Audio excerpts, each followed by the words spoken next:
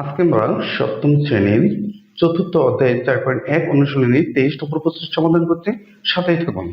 23 নম্বর অঙ্কটা আছে x square plus x y plus y square এর সাথে গুণ করব x y minus x y plus y square.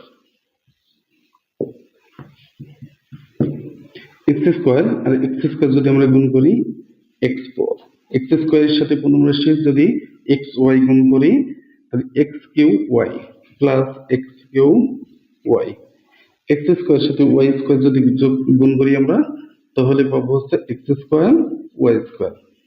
এখন আমরা মাইনাস এক্স ওয়াই এর সাথে প্রথম রাশিকে গুণ করব, তাহলে এক্স ওয়াই আর এক্স স্কোয়ার যদি আমরা গুণ করি তাহলে পাচ্ছে হচ্ছে minus x Q Y.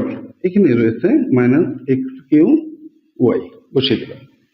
Plus মাইনাসে minus X square Y square, এখানে আছে minus X square Y square.